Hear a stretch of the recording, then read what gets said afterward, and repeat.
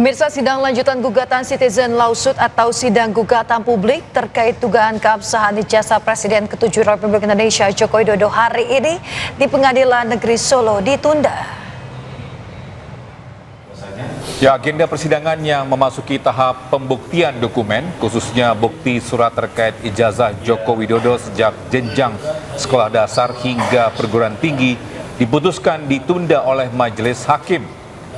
Dalam perkara ini seharusnya menghadirkan kedua belah pihak antara penggugat yang diajukan oleh dua alumnus Universitas Gadjah Mada, yakni Top Taufan dan Bangun Sutoto. Sementara untuk tergugat satu, yakni Joko Widodo, tergugat dua, Rektor UGM Prof. Ova Melia, tergugat tiga, Wakil Rektor UGM Prof. Wening, serta tergugat empat, yakni Polri. Kajian dan alat bukti yang kami miliki, begitu. Jadi inilah sebenarnya, seperti selalu saya katakan, inilah sebenarnya tempat yang paling terhormat untuk Pak Joko Widodo yang katanya akan menunjukkan ijazah SD sampai kuliah di UGM di pengadilan tanpa memenjarakan orang lain. Karena apa? Ketika Anda memenjarakan orang lain, nanti ada balasan-balasan juga, laporan balik, pidana lagi seperti yang terjadi sekarang, tidak bakal selesai begitu. Seperti laporan saya di Polda DIY atas dua laporan saya di Polda DIY atas nama Pak Jokowi juga. Kalau ini mau diselesaikan, inilah Pengadilan Negeri Surakarta, inilah tempat saling berargumentasi secara ilmiah, berdebat dengan keahlian masing-masing, dengan dokumen, dengan bukti-bukti. Karena satu yang paling penting, Pak, yang paling penting itu ada 4 dokumen minimum. Pertama, ijazah yang diklaim asli atau analog tersebut dari S1 Fakultas Kehutanan UGM. Yang kedua, transkrip nilai.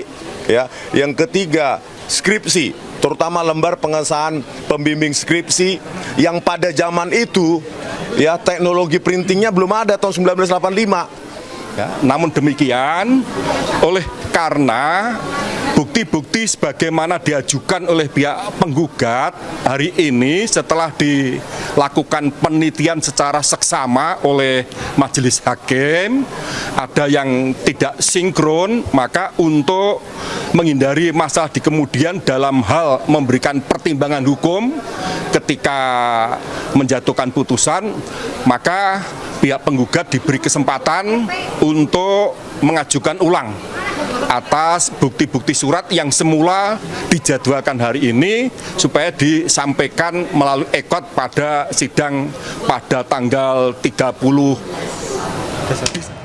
Bisa sidang dakwaan mantan Mendikbudristek Nadiem Makarim kembali ditunda. Ya, jaksa menyebut kondisi Nadiem belum pulih seusai dioperasi.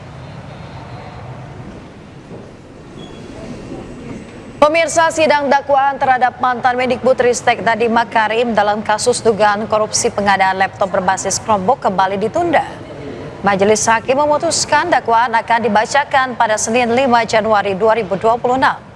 Dalam sidang atas 3 terdakwa anak buah Nadiem pekan lalu, Nadiem Makarim diduga menerima uang 809,5 miliar rupiah terkait dugaan korupsi program digitalisasi pendidikan berupa pengadaan laptop Chromebook di lingkungan Kemendikbudristek 2019 hingga 2022.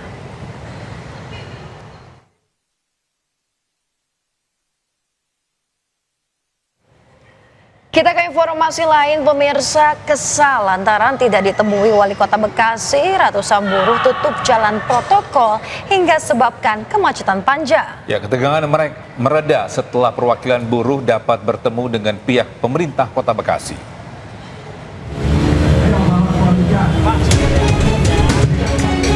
Merasa kesal karena tidak ditemui Wali Kota Bekasi, pendemo menutup akses Jalan Raya Ahmad Yani hingga menyebabkan kemacetan panjang. Pendemo menuntut agar pihak pemerintah Kota Bekasi segera menaikkan UMK dengan indeks alfa sebesar 0,9%. Untuk penyesuaian upah berdasarkan inflasi, PE dan indeks. Nah, indeksnya itu 0,4 sampai 0,9. Nah, kami minta indeks yang maksimal 0,9. Gitu. Nah, kemarin memang udah diplenokan Dan hari ini kami mendatangi kantor Pak Wali Kota dalam rangka meminta Pak Wali Kota untuk memberikan kebijakan 0,9 tersebut. Ketegangan mereda setelah perwakilan buruh dapat bertemu dengan pihak pemerintah Kota Bekasi. Dari Bekasi, Jawa Barat, Rahmat Hidayat, iNews melaporkan.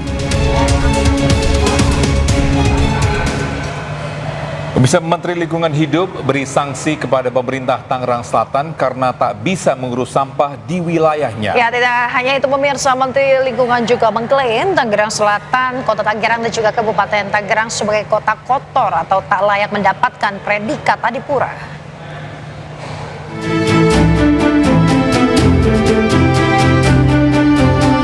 Menteri Lingkungan Hidup Hanif Faisal Nurofik berkunjung ke Tangerang Selatan guna membahas persoalan sampah. Dalam kunjungannya, Menteri Lingkungan Hidup memberi sanksi kepada pemerintah Tangerang Selatan sejak Mei hingga Juni 2026 mendatang karena tak bisa mengurus sampah di wilayahnya, khususnya TPA Cipecang. Meski saat ini baru sanksi administrasi, namun nantinya pemerintah Tangerang Selatan akan mendapatkan sanksi pidana 4 tahun penjara bila mana tak bisa urus persoalan sampah hingga Juni 2026 mendatang. Tak hanya itu, Menteri Lingkungan juga mengklaim Tangerang Selatan, Kota Tangerang, dan Kabupaten Tangerang masuk ke dalam kota kotor atau tak layak mendapatkan predikat adipura. Bagaimanapun juga berdasarkan Undang-Undang 18 2008 maka sampah menjadi tanggung jawab Pak Wali Kota. Ini ada pasal 40 yang di dalamnya ada ancaman pidana minimal 4 tahun. Jadi kami sedang juga dalami terkait konteks ini karena hukum kan tidak boleh dikesampingkan. Hingga kini kondisi TPA Cipecang masih ditutup dari penerimaan pembuangan sampah dan kini pemerintah Tangerang Selatan terpaksa memanfaatkan TPS 3R untuk menampung sampah-sampah dari masyarakat. Dari Tangerang Selatan, Banten, Nunung Purnomo, iNews melaporkan.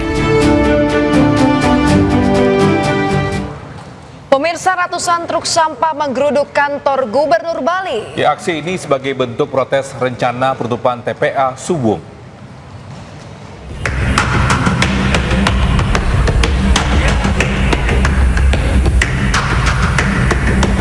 .500 truk sampah dari Forum Swakelola Sampah Bali dibawa masa aksi untuk memadati kantor Gubernur Bali. Aksi ini digelar memprotes rencana penutupan tempat pemrosesan akhir TPA Suwung.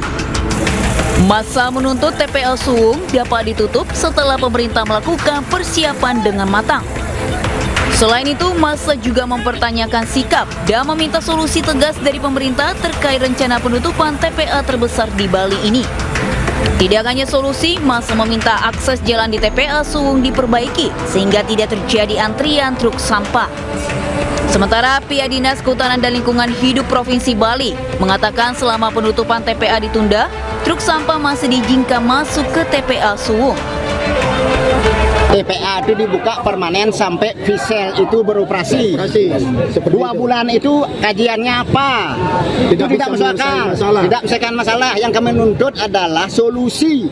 Besok pun itu bukan masalah, tapi siapkan pengganti yang pasti. Karena sudah ada surat menteri untuk relaksasi perpanjangan sampai 28 Februari, tentu teman-teman baik swakelola maupun plat merah yang berasal dari pemerintah Kabupaten Badung dan Denpasar diberikan akses dan kesempatan untuk membawa sampahnya ke TPA Suwung. Harapannya mereka clear tuntas membawa sampahnya ke TPA Suwung dengan treatment berikutnya. Penutupan TPA Suwung yang awalnya 23 Desember ditangguhkan oleh Kementerian LHK hingga 28 Februari mendatang.